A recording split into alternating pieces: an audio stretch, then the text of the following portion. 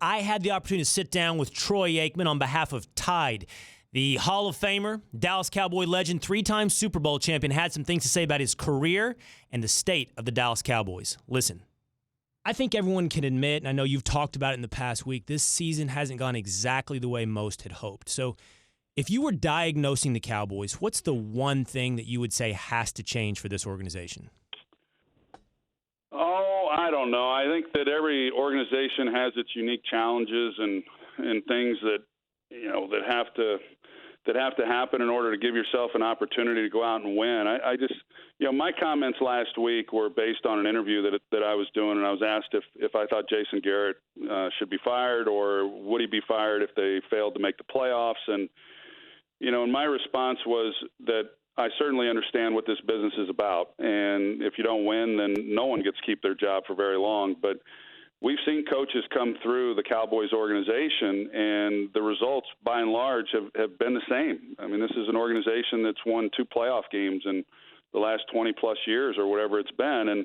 And so I think you have to take an honest assessment of how things are being done. And it's not a matter of just simply saying, okay, let's just replace the coach. That'll solve everything. Well, it's been shown that doesn't necessarily solve everything. So I think that's true of the Cowboys. I think that's true of every organization, that if you're going through long stretches to where you're not achieving your goals and you're mediocre at best, then I think there needs to be changes, or there needs to at least be an honest evaluation as to why that is occurring. And there are those organizations that we look at around the league that have had a hard time winning on a consistent basis, and you have to ask yourself why.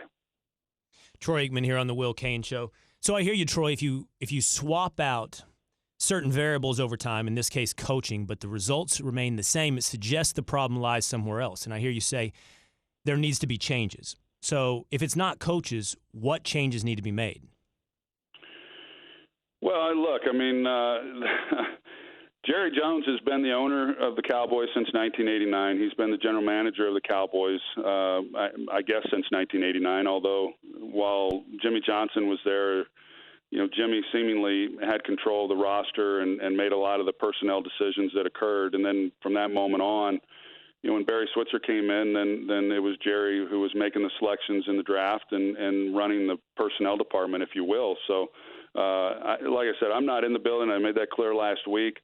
I've talked to people who have been in, and there's things that have to be overcome when you play for the Cowboys. It's a high-profile organization. It's a high-profile owner.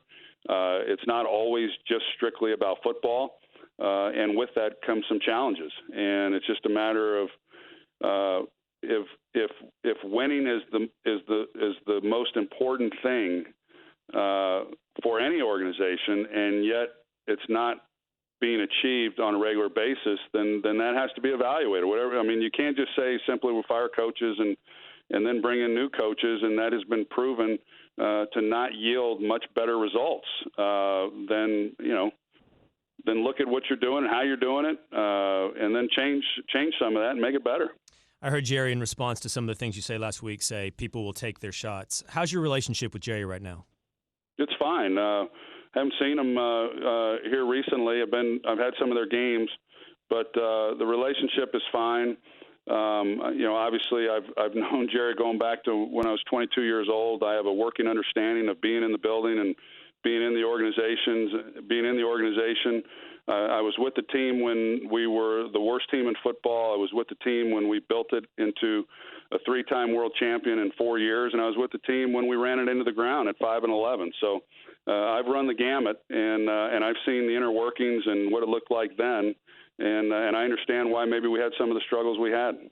I heard you in the past week suggest that you've looked or considered a career beyond broadcasting. Troy, there's a lot of people, at least in the Dallas area, talking about, would you be somebody that could come in and perhaps take some of those GM duties with the Cowboys organization? Well, I don't think that would ever happen in Dallas. I think, Jerry's made it very clear that he's going to be the guy. And so, the timing, I think, is the most important part of all this. And I had my kids right after I retired from the game, and could have gotten into coaching, could have gotten into a front office at that time, but I knew the amount of hours that would be required, and I didn't think it'd be fair. I thought it'd be pretty selfish on my part, not having to do it and being pulled away from the family at that time. And my girls now are sophomores and juniors in high school, so they'll be moving on to college here soon, and I love my job. I mean, don't get me wrong. It's been great working for Fox, and I thoroughly enjoy being involved in the game and having my weeks to myself and being able to spend that with the family. But I've said many times, I do think there's another frontier for me, and maybe that's with some club in the front office. Maybe it's not even sports related. I'm not sure. But I don't think that when I'm done really fully committing myself in my career, I don't know that broadcasting is going to be the end of the line for me. So we'll see what doors may or may not open. But as far as it being in Dallas, I know there has been some suggestions I've heard from people as well, but I don't anticipate that. I don't anticipate anybody coming and calling for me here in Dallas.